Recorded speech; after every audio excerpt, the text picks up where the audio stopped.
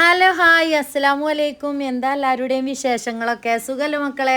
ഞാൻ ഇവിടെ തന്നെ ഉണ്ട് കേട്ടോ. ഓരോ തിരക്കും കാര്യങ്ങളൊക്കെ ആയതുകൊണ്ടാണ് വീഡിയോസ് എന്നും ഡെയിലി വരാത്തത്. എന്നാലും നിങ്ങൾ ആദ്യമായിട്ട് കാണുന്നവരൊക്കെ ഉണ്ടെങ്കിൽ ഒന്നും സബ്സ്ക്രൈബ് ചെയ്ത് ലൈക്ക് ചെയ്യോണ്ടി കേട്ടോ. നമ്മളെ വീഡിയോസ് എപ്പോഴും കിട്ടണില്ല എന്ന് ഒരുപാട് ആളുകൾ പരാതി പറയുന്നുണ്ട്.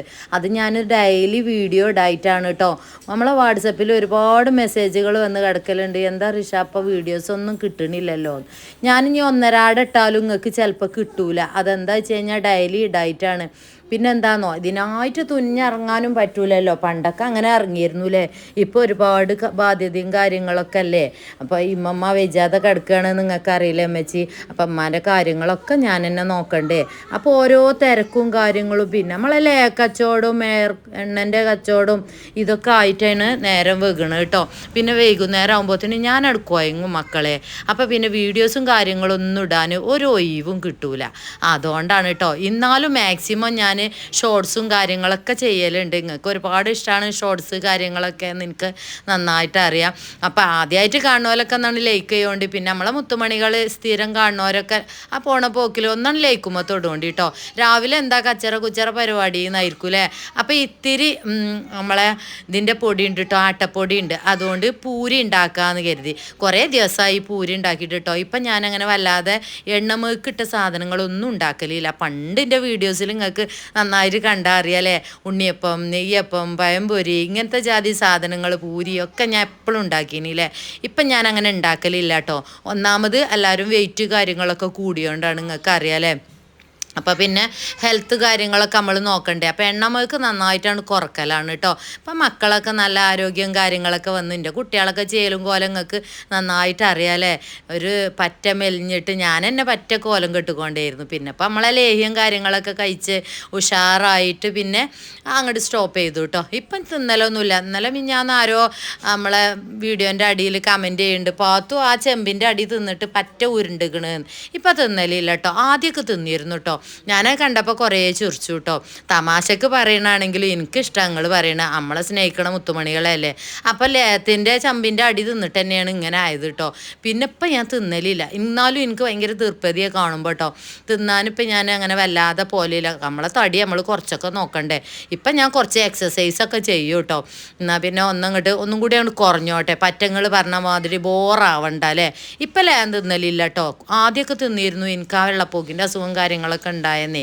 പിന്നെ മനസ്സിന് ടെൻഷനും പിന്നെ വൈറ്റമിൻ ഡി കുറഞ്ഞിട്ടും ഇങ്ങനത്തെ കംപ്ലൈൻറ്റുകളൊക്കെ എനിക്ക് നല്ലോണം ഉണ്ടായിരുന്നു. എൻ്റെ പഴയ വീഡിയോസൊക്കെ കണ്ടീനെ മുത്തുമണികൾക്ക് നന്നായിട്ട് അറിയാലേ. പിന്നെ നമ്മൾ ലേഹം കാര്യങ്ങളൊക്കെ കഴിച്ചിട്ട് ഉഷാറായത് തന്നെയാണ് കേട്ടോ. മക്കളൊക്കെ തിന്നലുണ്ടായിരുന്നു. അതുകൊണ്ട് തന്നെയാണ് ഓലെ ചേലും കോല അങ്ങനെ തന്നെ നിങ്ങൾക്ക് കാണാൻ കഴിയുന്നത് കേട്ടോ. പിന്നെന്താണോ ഇപ്പം കഴിക്കലില്ല. അപ്പം ഞാൻ മക്കൾക്കൊന്നും വല്ലാതെ കൊടുക്കലില്ല. അപ്പം ഉഷാറായില്ലേ, ഹെൽത്തി കാര്യങ്ങളൊക്കെ ആയില്ലേ. ഇനി നമുക്ക് അധികം തിന്ന അമൃതവും വിഷം പറഞ്ഞ പോലെ അല്ലേ. അപ്പോൾ ആ തടിയായിട്ടേക്കും. പിന്നെ അതിൻ്റെ അടിയിൽ പിന്നെ ഇപ്പം നമ്മളിങ്ങനെ എണ്ണമേക്കും തിന്നുമ്പോഴേ നമ്മൾ ഏറെ ഉരുണ്ട് വരിക അല്ലാതെ നിങ്ങൾ ചെറുക്കണുണ്ടാവും എൻ്റെ വർത്താനം കേട്ടിട്ടില്ലേ. ഏറെ ഒന്ന് ഉരുണ്ട് വരിക എന്നല്ലാതെ ഇപ്പോൾ അത് താഴത്തേക്ക് വരൂലല്ലോ. അപ്പം എണ്ണമേക്ക് നല്ലോണം അങ്ങോട്ട് കുറക്കലാണ് ഞാൻ കേട്ടോ. എണ്ണമേക്ക് നന്നായിട്ട് കുറക്കലാണ്. മക്കളൊക്കെ അല്ലോണ്ടേ ഓണൊക്കെ അല്ലേ, നിങ്ങളോടൊക്കെ അല്ലേ കുട്ടികൾ സ്കൂളൊക്കെ പൂട്ടിയിട്ട് വിരുന്നിറക്കാൻ കൊടുക്കും പോകാമല്ലേ. എൻ്റെ കഥ അങ്ങനെ കേട്ടോ. കൊടുക്കും വിരുന്നിറക്കാനൊന്നും പോകാമല്ല മക്കളെ.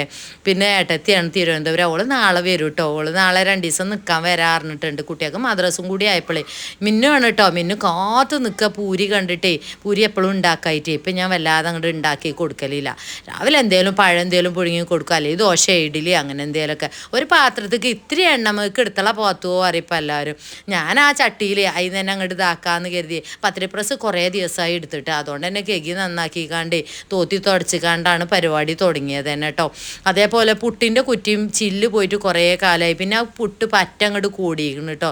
തൊള്ള ഒരു ഭാഗത്തേക്ക് കൂടിയ പോലെ അങ്ങോട്ട് കൂടിയിരിക്കണം. അപ്പം ഞാൻ പുതിയ പുട്ടും കുറ്റി വാങ്ങിയിട്ടുണ്ട് കേട്ടോ. ഞാൻ അതിൽ പുട്ടിടുന്ന വീഡിയോസ് ഞാൻ ഇടുന്നുണ്ട് കേട്ടോ. പിന്നെ ഇടയ്ക്കിടയ്ക്കൊക്കെ വീഡിയോസ് വരും. പിന്നെ എന്താണെന്നോ ഇമ്മച്ചിൻ്റെ കാര്യങ്ങളൊക്കെ നോക്കണ്ടേ. ഉമ്മാക്ക് വെയ്യാത്തല്ലേ. ഇപ്പം മരിച്ചണീൻ്റെ മുന്നേ എന്നോട് പറഞ്ഞൊരു കാര്യമുണ്ട് കേട്ടോ. പാത്തു ജിമ്മാനെ കൊണ്ടുപോയി നോക്കുകൊണ്ടേന്ന്. ഇപ്പം പാത്തു എന്ന് തന്നെ വിളിച്ചല്ലോ കേട്ടോ. ഞങ്ങളിപ്പോൾ മരിച്ചു പോയിട്ട് ഏകദേശം 7-8 വർഷമായിട്ടോ. അറ്റാക്കൊക്കെ ആയിരുന്നു ഉപ്പാക്ക്. നമ്മളാ കൊറോണ കാലത്തില്ലേ അന്നായിരുന്നു മരിച്ചു പോയത് കേട്ടോ. പെട്ടെന്ന് മരണമായിരുന്നു. ഇപ്പോൾ വണ്ടിമേൽ ഡ്രൈവറായിരുന്നു, സ്കൂൾ വണ്ടിമേട്ടോ, അൽഫിത്തറിൻ്റെ വണ്ടിമേൽ ഡ്രൈവറായിരുന്നു. പെട്ടെന്നായിരുന്നു ഉപ്പാൻ്റെ മരണം കാര്യങ്ങളൊക്കെ കേട്ടോ. അന്നേ ഉമ്മാക്ക് സ്ട്രോക്കും കാര്യങ്ങളൊക്കെ ഉണ്ട്. അന്നേ അമ്മ എൻ്റെ അടുത്ത് തന്നെയാണ് കൂടുതൽ നിൽക്കൽ കേട്ടോ. ഏട്ടത്തി തിരുവനന്തപുരത്ത് പോയാലും അപ്പോൾ പിന്നെ എൻ്റെ അടുത്താണ് കൂടുതൽ നിൽക്കൽ.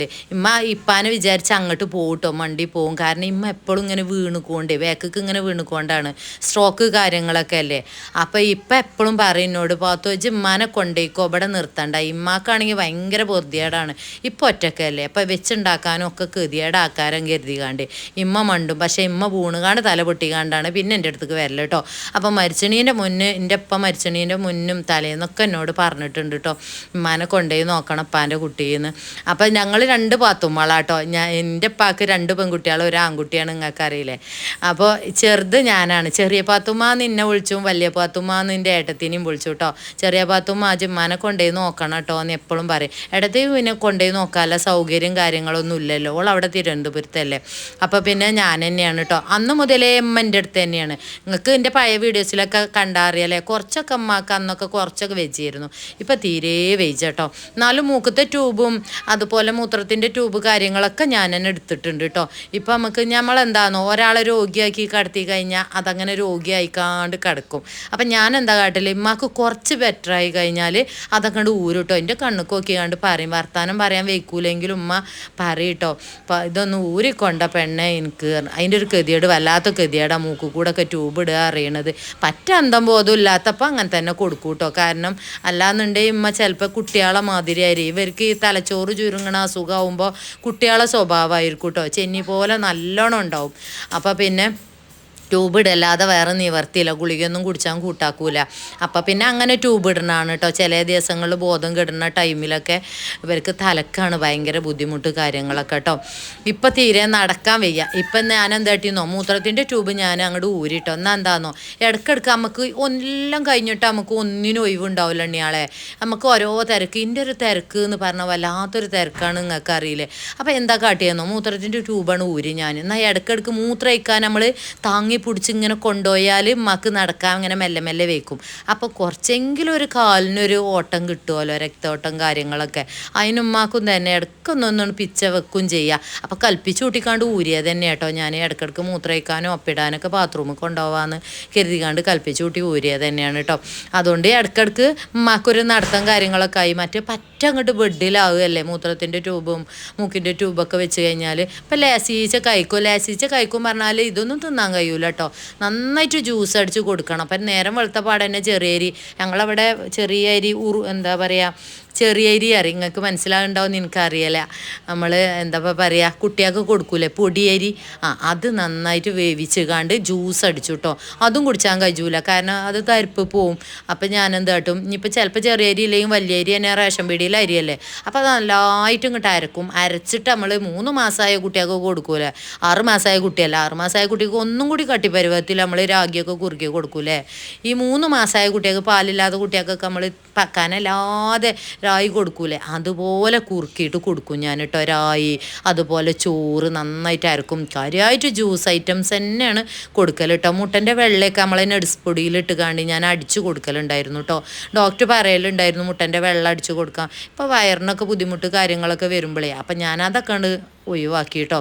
ഇപ്പം ഞാൻ എന്താ കാട്ടിൽ വെച്ച് കഴിഞ്ഞാൽ ജ്യൂസാണ് കാര്യമായിട്ട്. മക്ക് ആപ്പിൾ ജ്യൂസ്, എപ്പോഴും ആപ്പിൾ ജ്യൂസും മൂസമ്പി ജ്യൂസും കിട്ടണം, അത് കൊടുക്കും കേട്ടോ.